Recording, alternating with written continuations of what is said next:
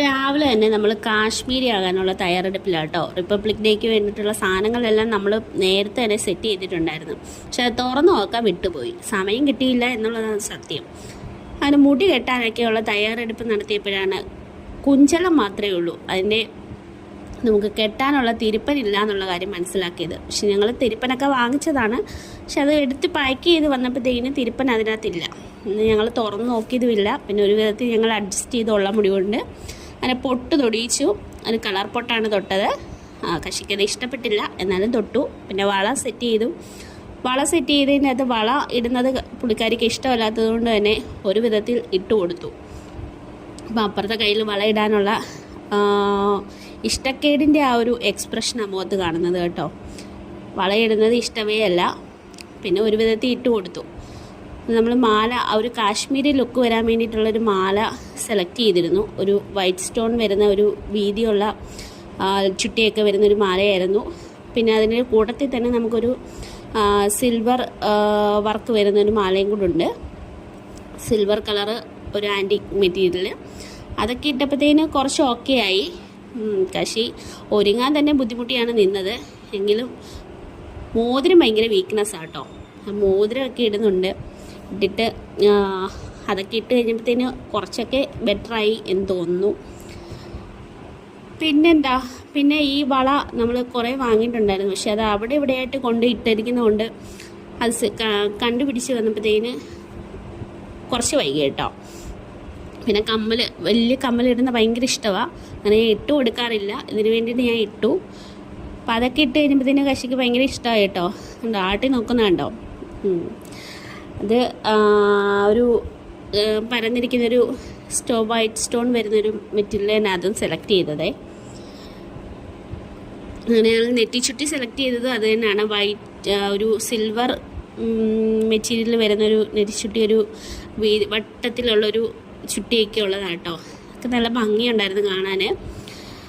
പിന്നെ നമ്മുടെ ഒരു കണ്ണെഴുതുന്നത്, സ്വന്തമായിട്ട് കണ്ണെഴുതുന്നതാണ് എപ്പോഴും ഇഷ്ടം. എന്തോ പറ്റിയെന്തോ ഇന്ന് ഞാൻ കണ്ണെഴുതാമെന്ന് പറഞ്ഞപ്പോൾ നിന്ന് തന്നു.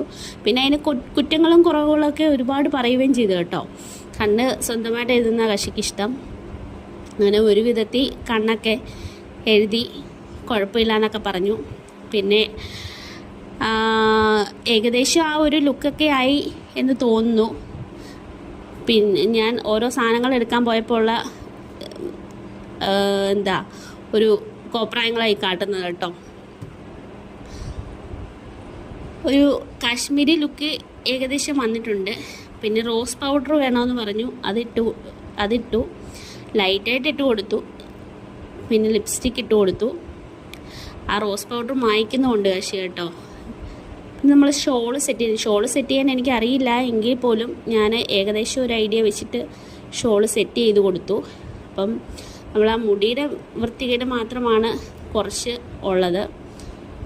ആ മുടിയുടെ ആ ഒരു അഭംഗി മാറാൻ വേണ്ടിയിട്ട് ഞാൻ ആ ഷോളൊന്ന് തലയിൽ കൂടെ സെറ്റ് ചെയ്ത് കഴിഞ്ഞപ്പം ആ ഒരു കുഴപ്പം അങ്ങ് മാറിക്കിട്ടി.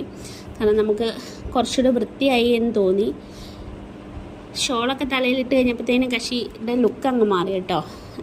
അത് ഷോൾ ഊരിപ്പോകാതിരിക്കാൻ വേണ്ടിയിട്ട് ഞാനത് 1-2 ക്ലിപ്പ് വെച്ച് കുത്തി കൊടുത്തു. അപ്പം ഏകദേശം ആ ഒരു ലുക്കായിട്ടുണ്ട്. പിന്നെ നമ്മൾ കണ്ടില്ലേ, ഇഷ്ടമായി എന്നുള്ളൊരു സൂചനയാണ് കേട്ടോ. പിന്നെ നമ്മൾ മൂക്കുത്തി ഇടാൻ മറന്നു പോയിട്ടുണ്ടായിരുന്നു. പക്ഷേ അത് മൂക്കുത്തി സ്വന്തമായിട്ട് സെറ്റ് ചെയ്യാം കേട്ടോ. ഒരു റിങ് ടൈപ്പ് വരുന്നൊരു മൂക്കുത്തിയാണ് എടുത്തതേ. അതിപ്പോൾ ഒരു സെറ്റ് ചെയ്യാൻ ഭയങ്കര ഒരു പാടായിരുന്നു. അപ്പോൾ വേദനിക്കാതൊക്കെ സെറ്റ് ചെയ്തു. എങ്ങനെയൊക്കെ ചെയ്തിട്ടും അതങ്ങോട്ട് ശരിയാകുന്നില്ലായിരുന്നു. അടിയിലൊരു സ്റ്റോൺ വർക്കൊക്കെ ഉണ്ടായിരുന്നു അതിനെ. അങ്ങനെ ഏകദേശം അതൊക്കെ ഒന്ന് തന്നെത്താനെ സെറ്റ് ചെയ്തിട്ട് കുഴപ്പമില്ലാന്ന് തോന്നുന്നു.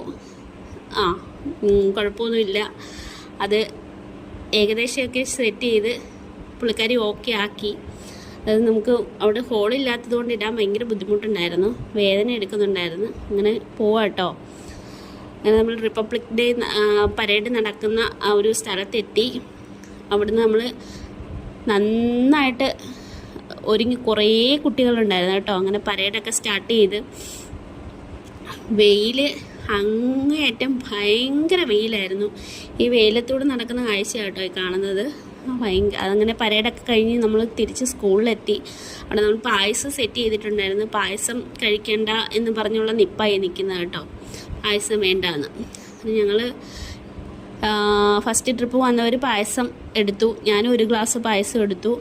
കശിക്ക് ഒരു ഷാർജ വേണമെന്ന് പറഞ്ഞു. അങ്ങനെ ഞങ്ങൾ ഷാർജ വാങ്ങിച്ചു. അപ്പം